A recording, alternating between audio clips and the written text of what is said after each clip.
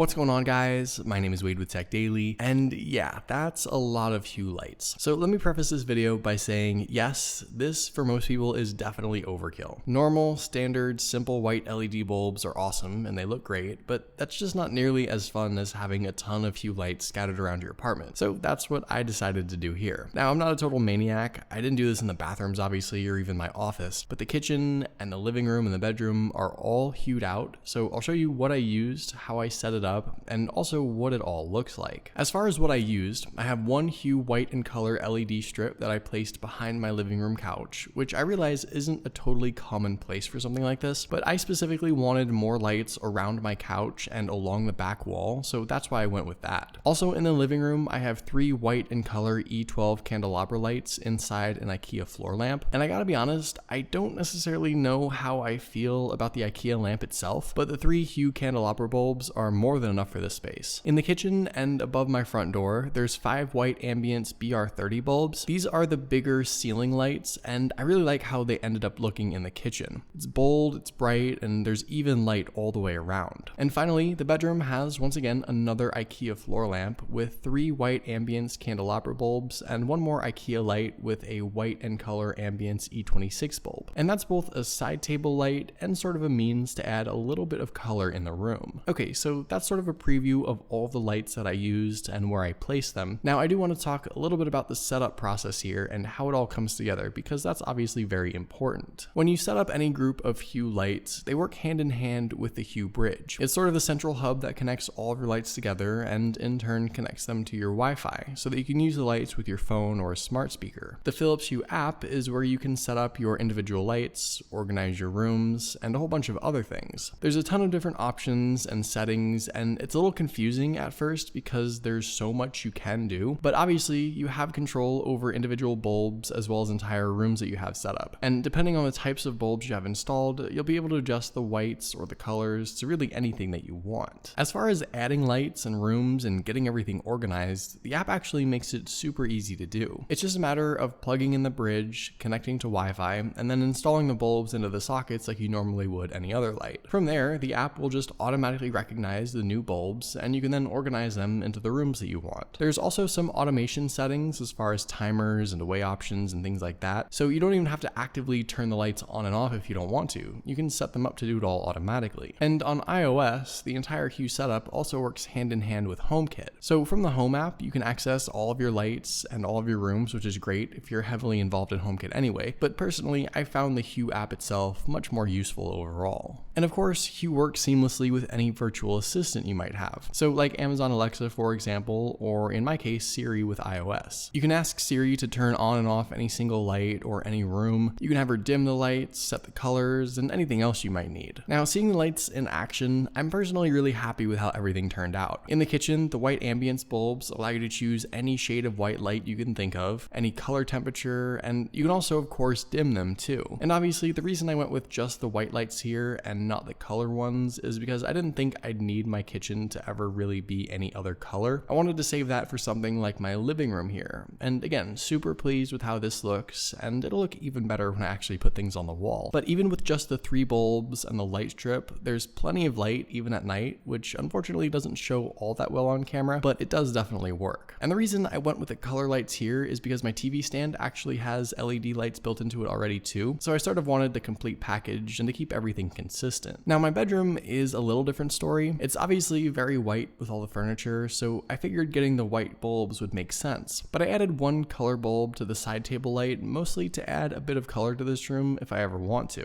And you wouldn't really think that one bulb would be enough, but it's actually more than enough to cast a nice color in the room or even just light everything up on its own. With the additional IKEA lamp on the side there, although it actually takes 6 bulbs, I went with just 3 because once again, that's more than enough, and I think it looks pretty good all in all. Now obviously this is a very pricey setup. The bulbs are pretty expensive on their own, and at the end of the day, they are just light bulbs all in all, and most people aren't going to need 14 or 15 hue lights in a single space. Putting a single color bulb in a lamp is probably good enough, or maybe having having 2 or 3 in one of the bigger floor lamps, but I wanted to go all out, and while it was pretty expensive, I'm really happy with how it all looks, and I think that's the most important thing. So hopefully you guys enjoyed this video. Let me know what you think of this Hue light setup in the comments below. Also, be sure to follow Tech Daily on Twitter and subscribe to the Tech Daily YouTube channel if you haven't already, and I'll see you guys later.